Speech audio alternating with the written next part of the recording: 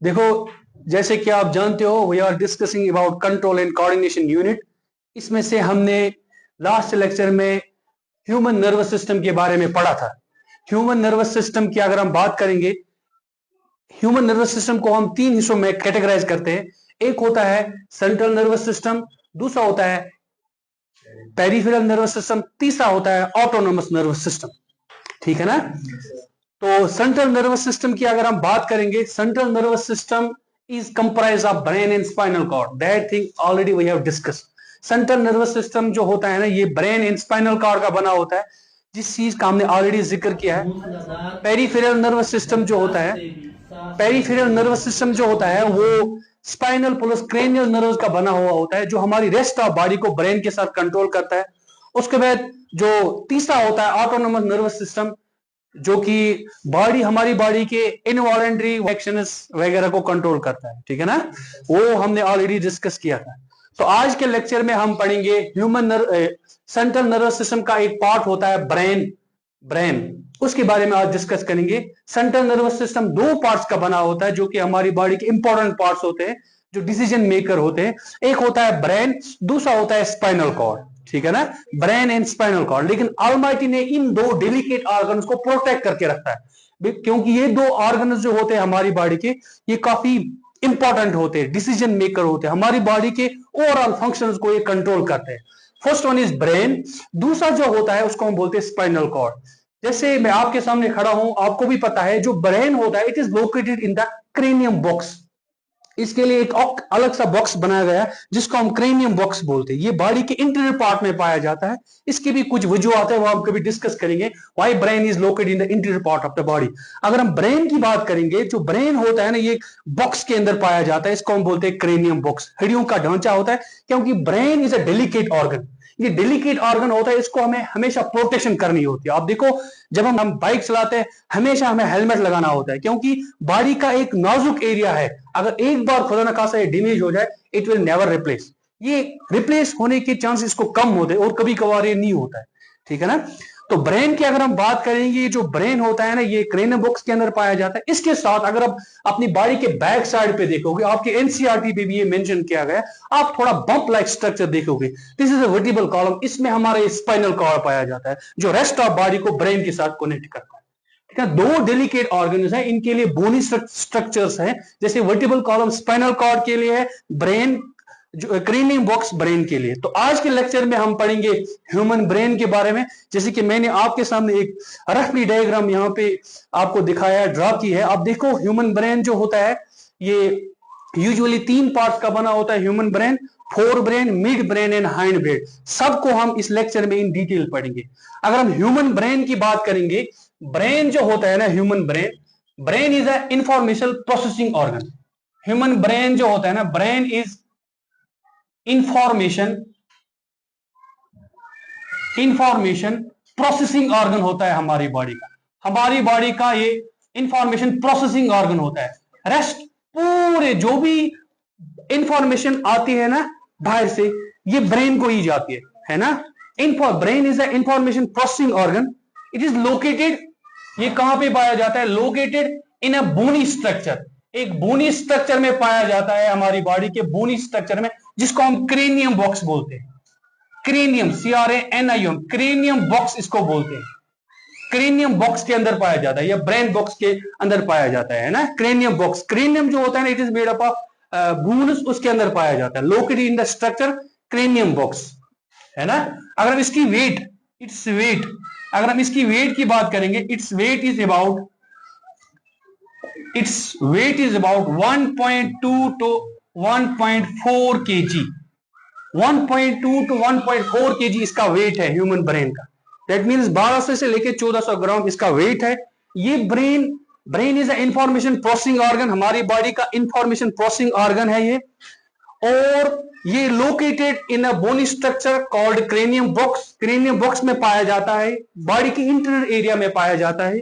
उसके अलावा इसका वेट की अगर हम बात करेंगे, जो इसका वेट है, it is almost 1.2 to 1.4 kg। ठीक है ना? समझ आ गया? इट इज कवर्ड, देखो ये क्रेनियम बॉक्स है। क्रेनियम बॉक्स के अंदर स्कल, हम इसको क्रेनियम बॉक्स के अंदर जो हमें एक अंदर से एक मेम्ब्रेन दिख जाता है, उसको हम बोलते हैं मेनिंजेस, जो उसकी आउटिंग कवरिंग होती है। It is covered by layer, ये एक लेयर से कवर्ड होता है जिसको हम मेनिंजेस बोलते हैं, MENINGS, मेनिंजेस। मेनिंजेस एक कवरिंग होती है जो ब्रेन के बाहर पाई जाती है। आपने सुना होगा एक डिजीज, एक न्यूरोलॉजिकल डिसऑर्डर होगा है मेनिंजाइटिस, जिसमें सर दर्द रहता है इंसान को, लाइट से तंग हो जाता है ये इंसान, या आवाज से, साउंड से बिल्कुल इंसान एक तंग हो जाता है, वहां एक डिजीज होती है, इसको हम बोलते हैं मेनिंजाइटिस। मेनिंजाइटिस में इसी मेनिंजेस का इन्फ्लेमेशन हो जाता है, ये एक बाहरी कवरिंग होती है, इसको हम बोलते हैं मेनिंजाइटिस, जो ब्रेन को कवर करता है। समझ आया? अभी तक हमने क्या डिस्कस किया? ह्यूमन ब्रेन एक इंफॉर्मेशन प्रोसेसिंग ऑर्गन होता है, ये हमारी बॉडी के क्रेनियम बॉक्स के अंदर पाया जाता है। क्रेनियम बॉक्स हमारी बॉडी के इंटीरियर पोर्शन में होता है। ये ब्रेन की जो बाहरी कवरिंग होती है, इसको हम बोलते हैं मेनिंजेस। मेनिंजेस कंसिस्ट्स ऑफ, ये जो मेनिंजेस होता है, मेनिंजेस कंसिस्ट्स ऑफ 3 लेयर्स। ये जो मेनिंजेस होता है ना, ये 3 लेयर्स का बना होता है। वैसे आपकी एनसीईआरटी में डिस्कस नहीं किया गया क्योंकि वहां पे बेसिक स्ट्रक्चर बोला गया है, लेकिन इसके बारे में हम थोड़ा बहुत डिस्कस करेंगे। Meninges consist of 3 layers. जो आउटर लेयर होती है, आउटर लेयर जो होती है, इसको हम बोलते हैं ड्यूरामीटर। जो मेनिंजेस की आउटर लेयर होती है, इसको हम बोलते हैं ड्यूरामीटर। जो मिडिल वाली लेयर होती है, मिडिल लेयर जो होती है, इसको हम बोलते हैं एरेक्नाइड, ARACHINOID, एरेक्नाइड। उसके बाद जो इनर वाली होती है, इनर लेयर जो होती है, इसको हम बोलते हैं pia mater. Outer layer dura mater, middle layer arachnid, inner layer जो होती है पायामीटर होती है। ये मेनिंजेस की लेयर होती है। अब ये लेयर किस टिश्यू की बनी हुई होती है, इसमें क्या ब्लड सप्लाई रहता है, किस टिश्यू का बना होती है अलग रहता है, आप हायर क्लास में पढ़ोगे, क्लास 11th में। यहां आपको इतना ही पता होना चाहिए, जो मेनिंजेस है ये 3 लेयर्स का बना होता है, ड्यूरामीटर, एरेक्नाइड, पायामीटर। ठीक है ना? इन बिटवीन अगर हम बात करेंगे, in between the arachnid and pia mater,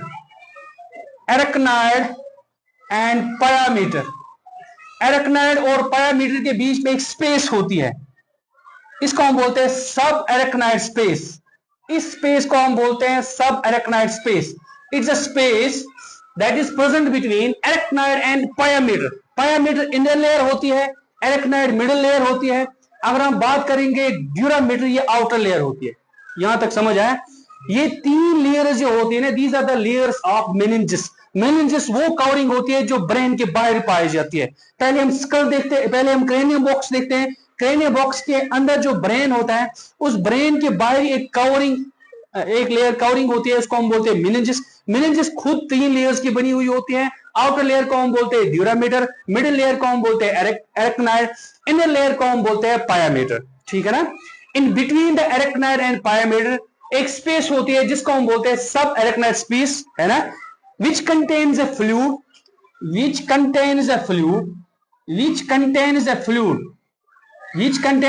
जिसके अंदर एक फ्लूइड होता है। This fluid is called as CSF। CSF stands for cerebrospinal fluid। cerebrospinal fluid ये एक फ्लूइड होता है जो कि हमारे ब्रेन में पाया जाता है ना? ये एक फ्लूइड होता है जो हमारे ब्रेन एंड स्पाइनल कॉर्ड में पाया जाता है। ब्रेन में अगर हम इस फ्लूइड की बात करेंगे, it is present between the pia mater and arachnid. Between the arachnoid and the pyometer there is a space which is called as subarachnoid space.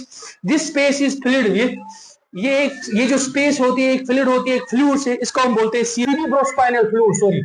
cerebrospinal fluid का क्या काम होता है? इसका काम क्या होता है? cerebrospinal fluid CSF acts as cushion absorber। ये cushion absorber एक्ट करता है एंड प्रोवाइड्स प्रोटेक्शन। ये प्रोटेक्शन प्रोवाइड करता है एंड प्रोवाइड्स प्रोटेक्शन। एक तो ये ब्रेन को प्रोटेक्शन करता है। प्रोटेक्शन किस चीज से करता है, ये आप हायर क्लास में पढ़ोगे। It's acts as a shock absorber. Shocking, brain को ये शॉकिंग से बचाता है। CSF, cerebrospinal fluid. और इस फ्लूइड में अगर कभी कभार कुछ मतलब रेंज ज्यादा जाता है, कम जाता है, इट लीड्स टू एब्नॉर्मलिटी, इससे भी एब्नॉर्मलिटी हो जाती है। CSF, सीरिब्रोस्पाइनल फ्लूइड, एक किस्म का फ्लूइड होता है जो एरेक्नाइड और पायामेटर के बीच में जो स्पेस होती है, सब एरेक्नाइड स्पेस, उसमें पाया जाता है। इस CSF का काम होता है, it acts as a question absorber, ये क्वेश्चन एब्जॉर्बर एक्ट करता है और ये ब्रेन को प्रोटेक्ट करता है। समझ आ गया? ब्रेन को क्या करता है? प्रोटेक्ट करता है। यहां तक आया समझ? ये हम अभी ब्रेन का इंट्रोडक्शन नहीं पढ़ रहे, ब्रेन क्या होता है। तो स्टडी ऑफ ब्रेन को हम बोलते हैं इंसेफोलॉजी। स्टडी ऑफ ब्रेन, जब हम ब्रेन के बारे में पढ़ते हैं, स्टडी ऑफ ब्रेन को हम बोलते हैं इंसेफोलॉजी। ये जो ब्रेन होता है ना, इसका दूसरा नाम होता है encephalon. Study of brain is called as encephalology. Encephalology. और ब्रेन का जो दूसरा नाम होता है, इसको हम इंसेफेलॉन बोलते हैं। यहां तक है समझ? यहां तो कोई कंफ्यूजन है?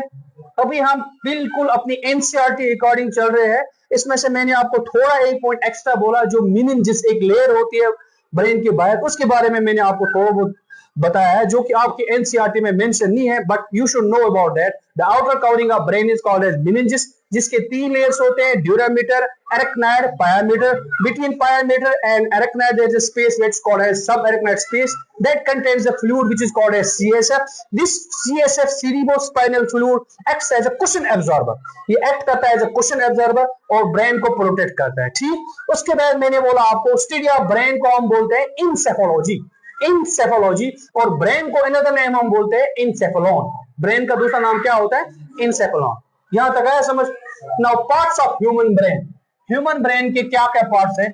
अब हम अपनी बेसिक टॉपिक पे आएंगे। Parts of human brain. Human brain के पार्ट्स के बारे में हम डिस्कस करेंगे। Parts of human brain. Human brain, human brain के पार्ट्स के बारे में हम डिस्कस करेंगे। What are the different parts of human brain? अभी आपके सामने डायग्राम मैंने दिखाई है, इसमें से मैंने आपको पार्ट्स दिखाए हैं, लेकिन अब हमें इन पार्ट्स को डिटेल्ड एक्सप्लेन करना है। ठीक है ना? It consist of 3 parts. It consist of 3 parts. इस ह्यूमन ब्रेन के 3 पार्ट्स होते हैं। फर्स्ट को हम बोलते हैं fore brain. Fore brain, fore brain इसको बोलते हैं। फोर ब्रेन का दूसरा नाम है प्रोजेंसेफ्लॉन। PROSENCEPHALON, प्रोजेंसेफ्लॉन, फोर ब्रेन को बोलते हैं। ठीक है ना? दूसरा जो पार्ट होता है, इसको हम बोलते हैं मिड ब्रेन। मिड ब्रेन, इस मिड ब्रेन का नाम है यहां पे मीजेंसेफ्लॉन। इसको साइंटिफिक टर्म में हम मीजेंसेफ्लॉन बोलते हैं। मीज मीन्स मिडल, प्रो मीन्स आगे, सेफ्लॉन, सेफ्लॉन इज अ ब्रेन। उसके बाद जो थर्ड होता है, थर्ड की अगर हम बात करेंगे, third portion is called as hind brain. Hind brain, इस हाइंड ब्रेन की अगर हम बात करें, इट्स कॉल्ड एज रोम्बेनसेफ्लॉन।